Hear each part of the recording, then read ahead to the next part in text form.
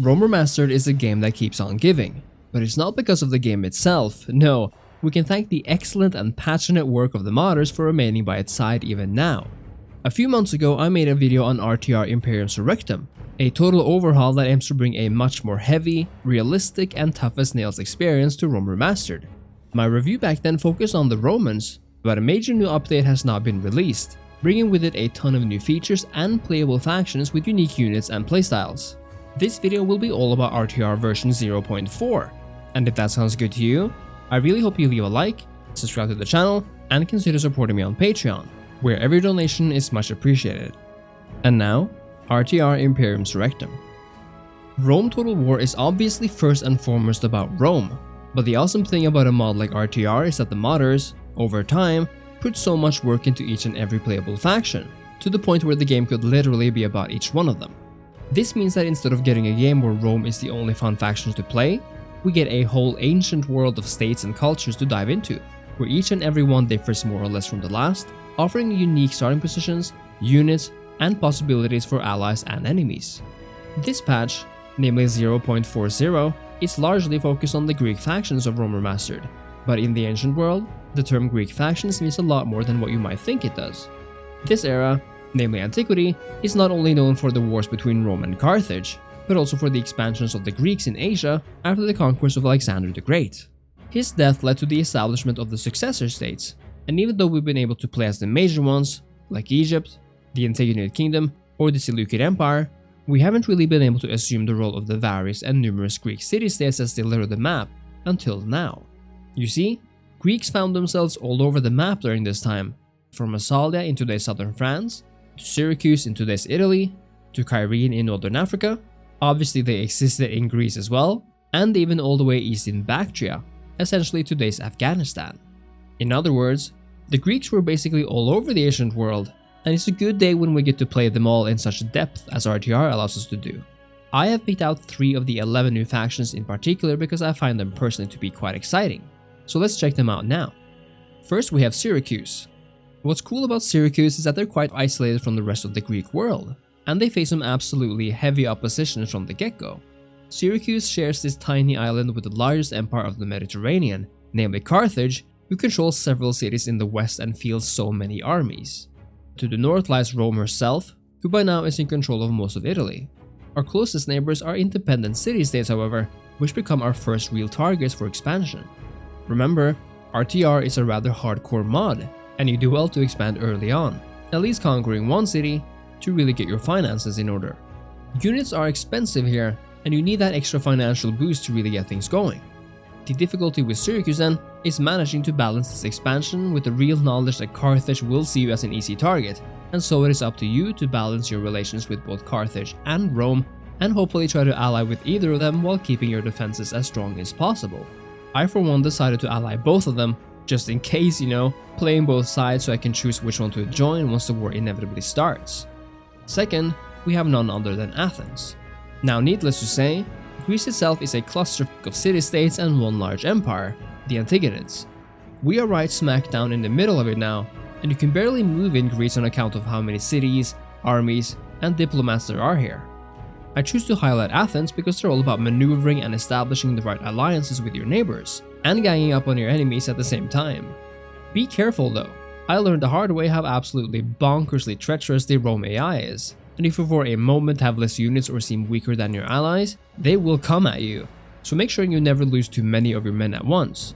If you manage to stay true to that philosophy, you should make it through this gangbuster of an Achaean battlefield with your democracy intact, and perhaps vassalize a declining Sparta or two.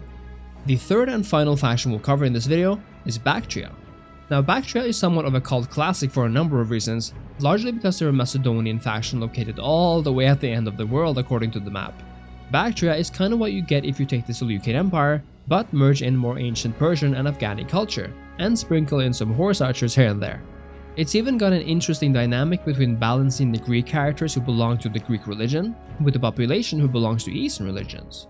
Bactria is the largest of these new factions, yet significantly smaller than its big brother to the west, meaning that you should have a much easier time handling the religious and cultural divide and internal unrest.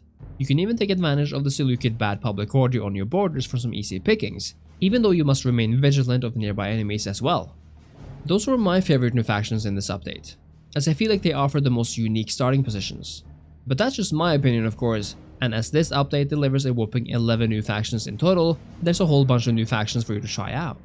Now, I mentioned culture and religion a few moments ago, and that's an aspect that this update, well, updates as well.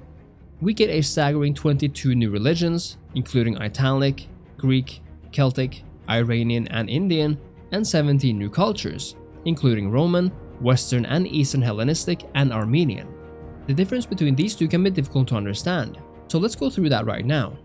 Culture is more visual in nature in RTR, and govern things like character portraits, music, voices, and things like rebel banners. Religion, on the other hand, is much more tangible in nature, and works the same way religions do in Barbarian Invasion, namely by affecting public order and being affected by both buildings and characters who encourage migration of people from their own backgrounds.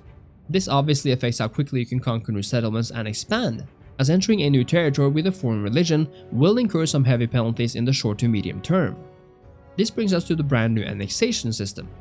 If we take a look at the city of Athens, we see that it has a building which cannot be destroyed, namely its inherent cultural building. Every city in the world has one of these and represents the inherent culture of the province. What you can do something about, however, is the process of annexation in your newly conquered territory. The kicker is that you cannot begin to recruit new units in a foreign settlement until you have established local control, which can only be done by destroying the previous system of government and installing your own. Only by annexing and then building a barracks can you begin to recruit and retrain your units. If a province is really keeping you down with public order though, you might choose to enact martial law instead. Martial law is essentially a building that gives you some amazing public order bonuses, but which at the same time comes at a sizable financial cost. This means that you choose to enact it at your own economic peril. I really am enjoying this system and find that it adds a whole lot of complexity to an already tough experience. I would love to see more of these additions in the future updates and find that it brings a sense of added immersion by putting the player in control of how they choose to go about their conquering. All in all, there's a whole slew of new campaign features, factions, and mechanics here then, and these additions mean that there's an entirely new Greek world to explore, while at the same time adding features like the annexation mechanic and the culture and religion features for every single faction. Playing as the Greeks, whether in Italy or Afghanistan, is a massive treat with beautifully crafted units which all look so incredibly detailed, and if there's one thing RTR is so good at, it's the variety in cultures and units no matter where in the world you find yourself. Being in danger of saying this every time I review this mod, there's no better time to check out RTR Imperium Surrectum than right now, and I can't wait to see what the modders come up with next. Thank you so much for watching. I'm truly grateful that we still have passionate people working on the gem that is Rome Remastered, making an old game even better by the day. Let me know what you think of Imperium Surrectum in the comments, and if you enjoyed the video, I really hope you leave a like, a comment, subscribe to the channel, and consider supporting me on Patreon, where every donation means the world to me. Make sure to join our Discord as well. Thanks again, and I'll see you next time. Cheers.